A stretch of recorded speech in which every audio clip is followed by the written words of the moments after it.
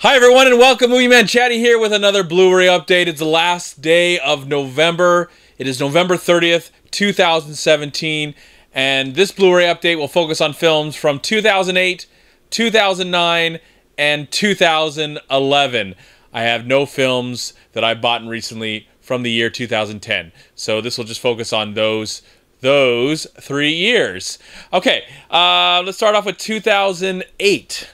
First one I've got. Most of these films I have picked up within the last couple of years. Some are used, some are new, some are bought pretty cheap. For the most part, I don't think I paid more than $10 a Blu-ray on this, but most of them were probably like $5. So let's get on with the Blu-ray update. Chad, shut up. Chatty man Chad, shut up, and get on with the video. All right, here we go. First one is RocknRolla. This is Guy Ritchie's film that I remember really enjoying, I think the second time more than the first time that I saw it. And I think this might be, if I think about it, the last really interesting film from Guy Ritchie. After this, I believe he moved on to Sherlock Holmes. And then, of course, he made a King Arthur movie, which I have not seen yet. And I think this is his last real fun gangster film. And I remember the ending. I think the ending even suggests that there's going to be more of these. But, of course, it's now, this film is going to be 10 years old next year, and I would welcome a sequel to RocknRolla. Great cast, great film. Or actually say, great cast, good film. Really like it, and I'm glad to add it to my collection. All right, next one is Sugar. I really like this team of filmmakers. They've made some really amazing films, I think include Half Nelson, Sugar, and then they made a Mississippi Grind, I think it was called. And I believe these filmmakers are working on Captain Marvel with Brie Larson. So that gives me a lot of hope for that movie. Not only is Brie Larson in it, but I believe the directors of this film, the two directors of this film, Sugar, are making that one. If I'm wrong, I apologize, but I think that's the case. Sugar's a really great film about baseball. It's one of the best indie films about baseball that captures it in a very realistic way. And I'm glad to have this in my collection. Glad to find this. It's not in the best shape when it comes to cases, but that's okay. At least the Blu-ray's intact. So, Sugar. If you've seen this film, let me know what you thought of this film. I remember seeing this film a few years ago and just really loving it. I think it's one of the best films, especially about baseball. All right, next one is one of my favorite documentaries from one of my favorite filmmakers. And that would be Encounters at the End of the World. I think I got this one for like $2 or $3. It says $11.99. That is a lie, fake news. Actually, I think I got this for $2 or $3. And this is a really great film from Werner Herzog as he goes to Antarctica and shows us it seems like he's more interested in the people that live there than in nature itself, and I appreciate that because I think it's just fascinating. I don't know if I'll ever travel to Antarctica myself. I probably never will in my life, but never say never, Chatty man. I just noticed something.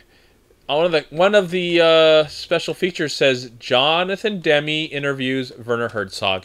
That is cool. I must check that out since Jonathan Demme passed away recently. This film is also rated G, so a film that can be appreciated not only with adults but with the entire family. And I think this is one of his best documentaries alongside Grizzly Man, which I have yet to find on Blu-ray, but I bet it's out there if it's even available on that format. But I'm glad to have this film added to my collection. All right, next one is one of my favorite indie films of that year, one of the best films from that year, and that would be Frozen River. I have not seen this film. I remember going to see this, I believe, in 2008 on election night or election day. I can't really remember. I remember there being protesters around as I was driving to the theater. I remember that very vividly.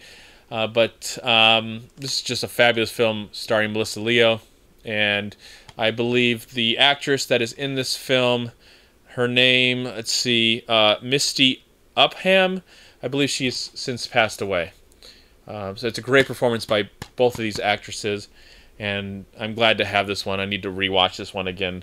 I remember just really, really enjoying it. Very thought-provoking, interesting, and strong storytelling, which matters the most when it comes to films. All right, that one is there. Frozen River, not to be confused with anything else called Frozen. Step Brothers. I've only seen this movie once. And I remember laughing a lot as I watched it, but walking away from the theater going, man, I think that movie sucked. I don't know why, but I think that movie sucked. It was funny, but I think it sucked. So I found it pretty cheap. I think I got it used. And I think I paid maybe $3, $4 for it. But I think what really has stand the test of time, not the movie itself, and I know there's a sequel to the film coming, is the chemistry between John C. Reilly and Will Ferrell.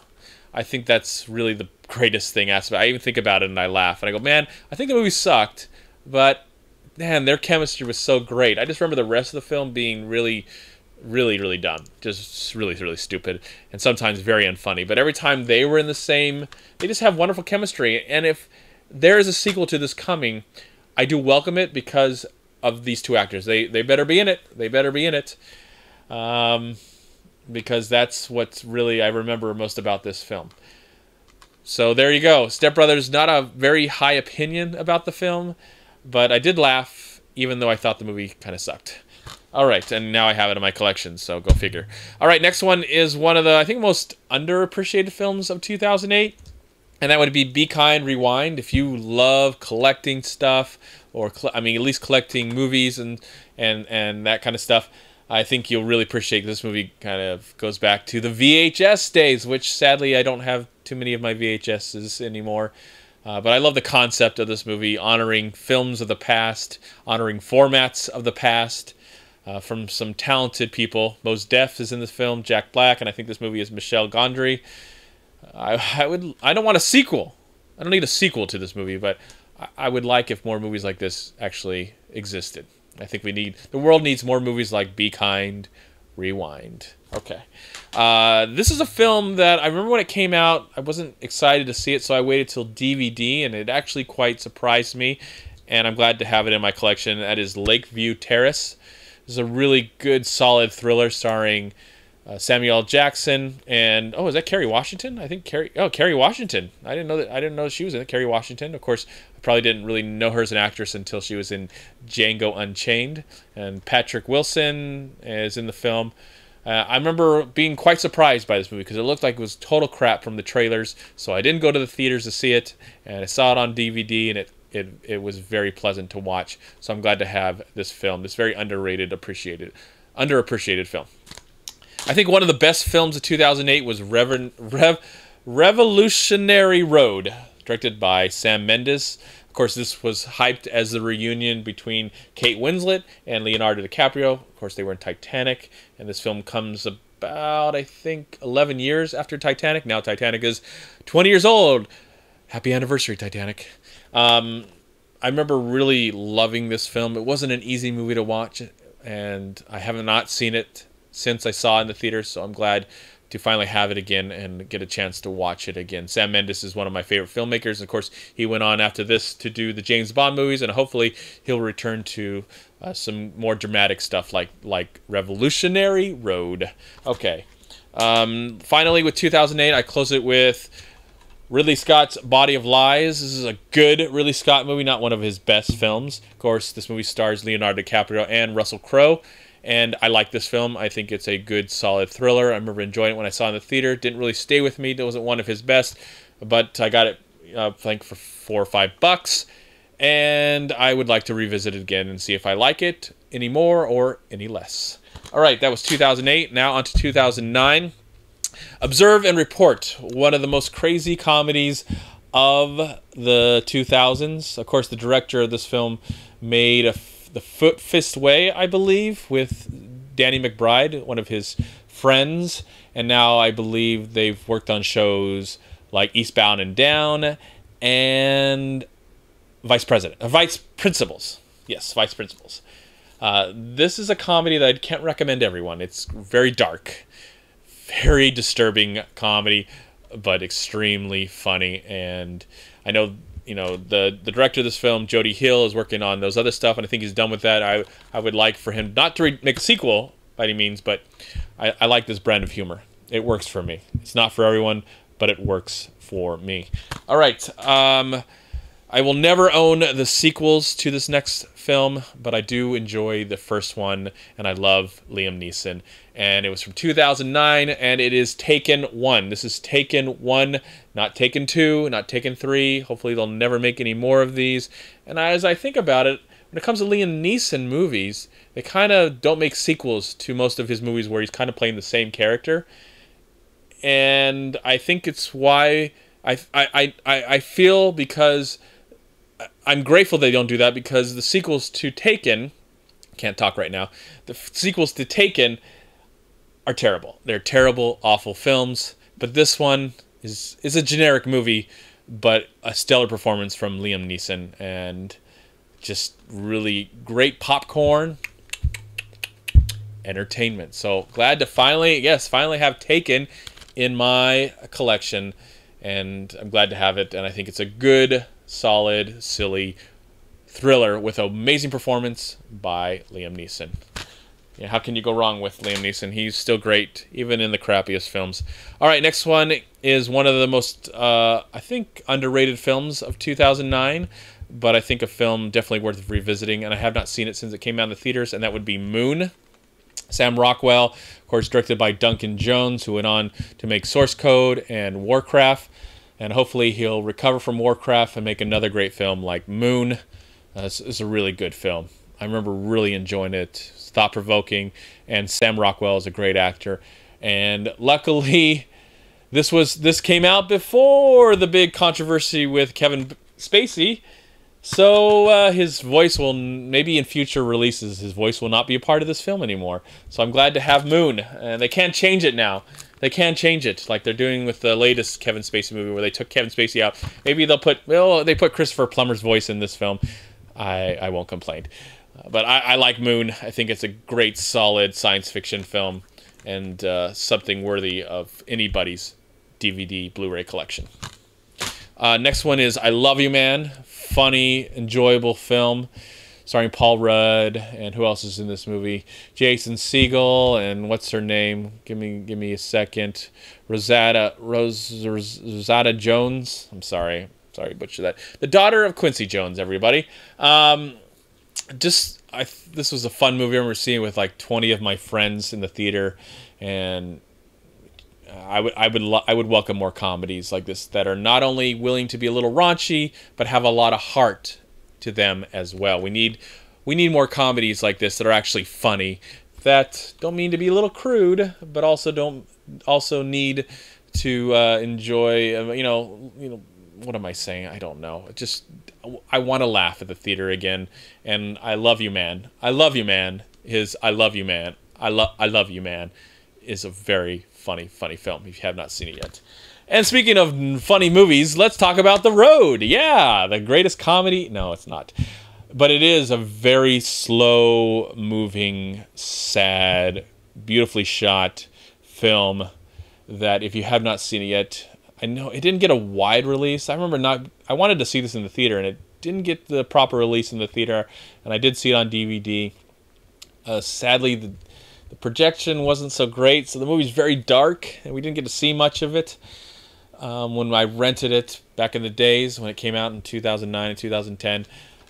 But this is something that I'm glad to have in my collection officially now, and I really want to watch it again. I really like this director. He had a film that came out a few years ago that didn't do very well, 999 I think it was called.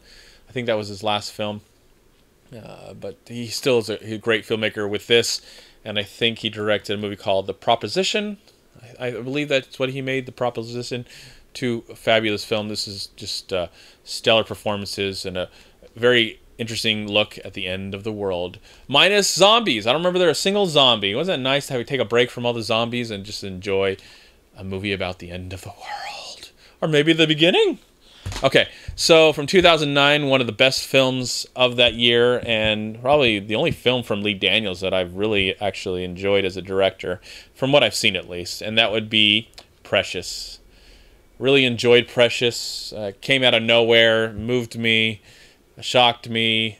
Gabourey Sidibe, stellar performance from her, and Mariah Carey was great in the film, and Monique, where's she gone? I mean, after this movie, she won an Oscar, and then poof, gone. Where's she at? Paula Patton, Lenny Kravitz, a lot of great performances from people you don't really expect. They're talented in their fields of comedy or singing or something like that, but as an actor, you never expected it. And I was surprised, extremely surprised by this film. So actually very, very happy to add this really interesting film. And I like the way it's shot. It's just not polished or pretty at all. It's dark and dreary and depressing. And I like that, after watching a fun, exciting, maybe family movie, bright, it's interesting to go and watch something completely different. And Precious is completely different. And I think it is definitely one of the best films of 2009. All right, one of the films I saw in 2009, I remember going, yeah, it was okay. But I remember watching it after that, I think on cable or something like that, and going, this movie gets better and better as I watch it, and that would be Extract. Mike Judge, this is a really good movie, and it deserves repeat visits. I think it does get better with repeat visits, and I think it's something that I look forward to watching it again. I have not seen it, I think, in a couple years since I saw it last on cable. And I thought, I'm going to give this movie another chance. And I like sometimes when I give movies a second chance. Because when I give them a second chance, they grow on me. And they fester on me. And I find more enjoyment from it. I really like Mike Judge. Sadly, you cannot get Idiocracy on Blu-ray at this point. At least in America. I think that's a shame. Because I want to have that one too alongside Office Space. And I know Mike Judge is working on a show, Silicon Valley. I would like for him to get back in a director's chair and make more comedies. Like Extract, Office Space, and Idiocracy. All right. Since I have no movies from 2010, it was a wonderful year, and there's tons of movies in the back that are from 2010 that I do love and have added to my collections over the year. All right, let's talk about 2011. Moving on. And let's start it with Fright Nights. This is the remake that came out, of course, that year. And I was extremely interested to see this movie after it was getting some really good reviews. Sadly, nobody went and saw this movie in the theater, and I think they really missed out, because I think this is a solid remake, probably one of the best horror remake comedies to come out. And I enjoy the original film, I really do, and I would like to have that one eventually in my collection. But this is just a really fun, exciting thriller that's not afraid to be scary and not afraid to be funny and a little dark and twisted. And I think this movie needs more respect from the audience, because I think it's definitely worthy of that. And Colin Farrell and Anton Yelchin, rest in peace. He gives these stellar performances all around. Just really a really wonderful film, and I really love this film, and I'm happy. And I think I got this for $9.99 at Best Buy, and I would have paid more if I had to add this one, because I think this is a good, underappreciated horror film. All right, next one is another film that I would say more as a guilty pleasure, because I'm a big sucker for alien invasion films, and that would be Battle Los Angeles. Okay, this movie's not great. It's not perfect. It's not, I don't know. It's not The Day the Earth Stood Still. I realize that. But again, as I said before, I'm a sucker for these kind of movies. And I really enjoyed this movie when it came out. I was like, that was a good, solid action movie. And I don't understand the hate for the film. I don't understand it at all. I thought the production value was pretty good. Special effects, it moved. It got right to what it was trying to do. It was successful. It was fun. And it didn't have to be a masterpiece. It just had to be a movie, and that's what it was. And I really appreciate it. And I think this is a good, solid alien invasion film. And I don't know how successful it was, because there hasn't been a sequel yet. But I would welcome a sequel to Battlestar Galactica. Battle Los Angeles. All right, let's talk about the internet, and let's talk about documentaries. And this is one that I liked, and I got it pretty cheap. I think it was like $4 or $3, and that would be Catfish. It was a good film. I know it spawned a TV show on MTV. I really like this film. I would watch it again, so I did buy it. I don't know what else I can say about it. It's interesting, and it's an interesting subject matter for the world that we live in now, and especially the people we meet. So Catfish, good. I like it. I'm glad to have it. It's definitely worth paying $2 or $3, $4 for it on Blu-ray. So maybe years from now, when the internet is totally taken over, I'll watch it again and look back at the past. Okay. let's talk about a foreign language film. How about that? One of the best foreign language movies I think is getting a American remake, and that would be The Untouchables.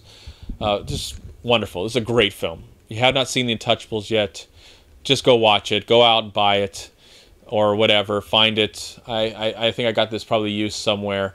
Just really great film. Great characters, great story. What more can I say? It's near perfection.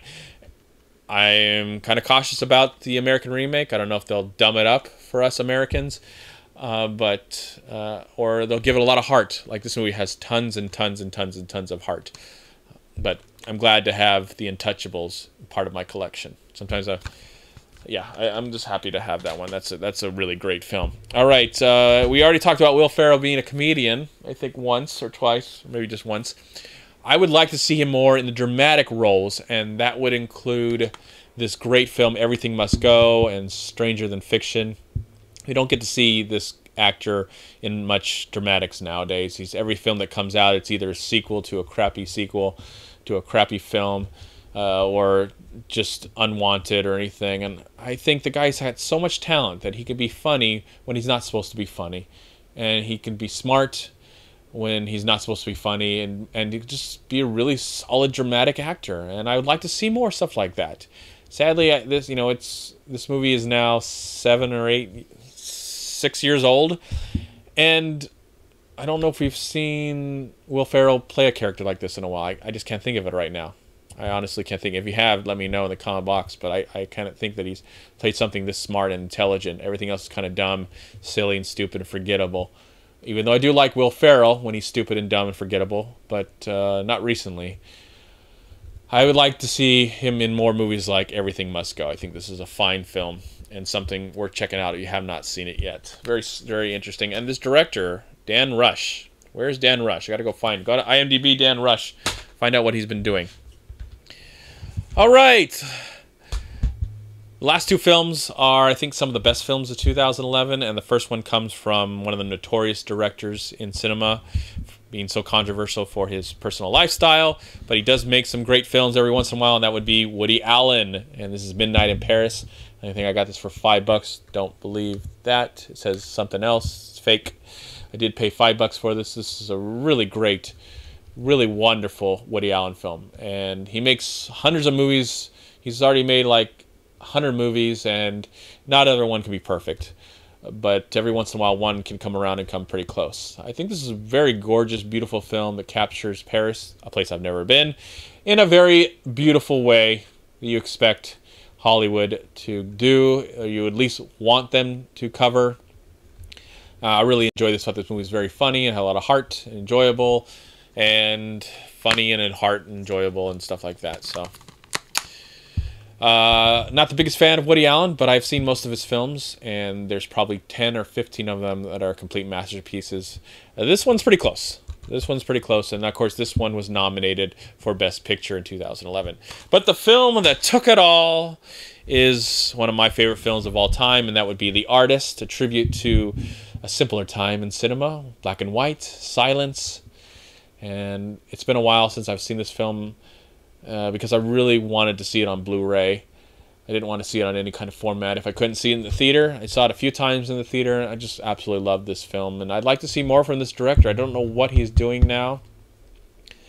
I think he's such a great talent. I know he's made some really fun films before The Artist, but yeah, The Artist is perfect. This is a perfect film in my opinion. I don't know what else to say about it right now.